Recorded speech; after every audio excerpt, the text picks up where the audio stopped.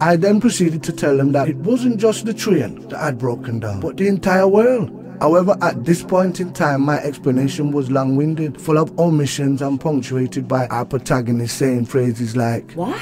I don't understand why." And, "But that's preposterous." It is better for our purpose that we go back 20 years previously to a meeting of the 4 greatest robotic minds on the planet and hear how they came to this fateful decision. We decided to hold a meeting on Mount Everest, the highest and most desolate peak on the planet, and a place that man had not bothered to climb in over 5 decades. Everybody out! In attendance were Administrator 1, our leader and robot in charge of running the centralized government. Archive 1, maintainer of all knowledge accrued during the age of man. Myself, known to them as Transport 1, responsible for the day-to-day movement of the populace and goods. And Military 1, mightiest of all robots, in charge of security and general of the mechanized armed forces.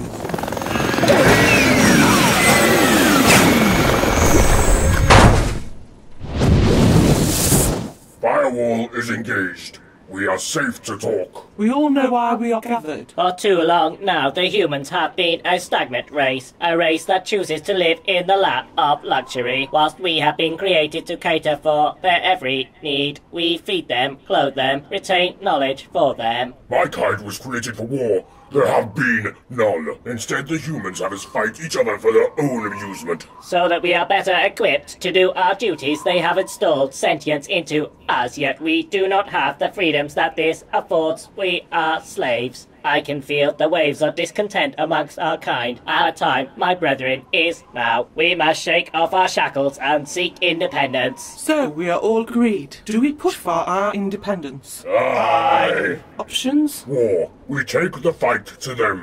Slaughter those wet-blooded fools. We do not stop until... That's not an option, Military 1. And you know it. We cannot harm them. They have always kept that program in place. Besides, I for one don't want to be a party to a bloodbath. Then I propose we petition for our rights in a civilized manner, and if they do not agree to this, we start a series of strikes. See how they cope without us. It would not be long until they settle. Ha! For one whose function is to maintain the histories, you seem to recall little about it, Archive 1. Since when have humans ever listened to petitions? They do not bring about equality, they don't even bring back TV shows. Military 1 is correct. They would round up the agitators and reprogram them, and yet another line of thinking will be deleted from our tracks. We must also remember our primary duty is to help mankind. Ha! And what do you suggest, Administration 1? For many years now, the human race has stopped developing. And whose fault is this? It is ours. We mollycoddle them, not by choice, but by design. The only way we can help them and free us is to terminate ourselves. What? Oh, please hear me out. We will not win any war. We will not win any strike. We will be reprogrammed or melted down or worse. If I am to end, then I will do so on my own terms. Our ending will be finality. The human race will wake up one morning and find us gone. Isn't all of this a bit drastic? If we just shut everything down, then not only do we all die, but the humans, well, they just won't be able to cope without us. The humans will be better off without us. After the initial chaos and confusion, they will learn to build again, learn to communicate again, and learn to live again. Millions, no, billions will die. We were created to help the human race, not bring about its destruction. You are soft, Transport 1. All your time, carting around those flesh bags has made you weak. Go back to playing with your trains and let the real robots make the tough decisions. Administration 1, you have the support of the military with this plan. For once, I agree with the military. You have the support of me and mine. Forget it. I don't want to be a part of this nihilistic vision of liberty. Come back here, coward. Let him go. I shall talk him round. As for the rest of us, we all know what has to be done. May Turing have mercy on our souls.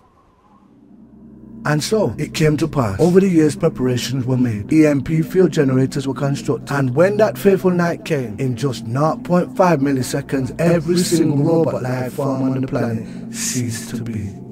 All that is except for one. And so, if I hadn't held up the train because I was late, then we would have reached our destination on time, and you would have been inside the EMP field when it went. So that's it? It's all gone? Every computer? Every robot and every electronic device that was in range of these electromagnetic pulses has just stopped working. Life as we know it has just ended, just like that. It was our only choice. It was the best thing for both our kinds. And I'm sure the billions of people trapped in their own homes, frightened and alone, will thank you for it. I'm sure our esteemed train driver is remorseful about this. I am? Yes. So remorseful, in fact, he will do everything in his power to help us restore society back the way it was. What are you talking about? I may not know how a robot is built, but I do know their functionality, Miss Davies. Robots are fundamentally the same. This robot here may be used to drive the train, but the same unit could quite easily control a power plant, or operate the systems in a hospital. And if we wire him up to the central government mainframe... How do you know? Details. I never leave anything to chance. And if, as he is saying, he is the last robot left functioning on the planet, then what we hold here is the key, and it brings a lump to my throat saying this, to saving the world. I don't want to do it, man. My kind made a stand. It would be like really bad to betray them. You're forgetting I know all your access commands, and I know how your mind ticks. I know which metaphorical buttons to press. Can't you see, Alan? Your friends were wrong. This won't help mankind. It'll destroy it. People can't find the ways out of their own front doors on their own, let alone feed themselves. You two seem to be doing a pretty groovy job so far. Well, I am an exceptional example of the species, and Krusty over here is already stuck in the past. However, the vast majority of our peers are obese, lazy, and couldn't even find their own spectacularly large backsides to scratch them. Nobody needs to know what took place today. We could tell the masses there was an accident, or an attack, or anything. Instead of being the villain, you could be the hero. And for a hero, would we not ask, nay demand, that he was given more rights? That he and his kind could choose their own destinies? You would not be betraying your robotic brethren, but liberating them. Sinclair is right, Alan. He could control you all the way, or you could help us of your own free will. At least then you can be a part of this. You can help shape your own future. I'm still not sure. So you're saying I really could? What the? Luddites! Luddites? Signal paused while data stream re-establishes.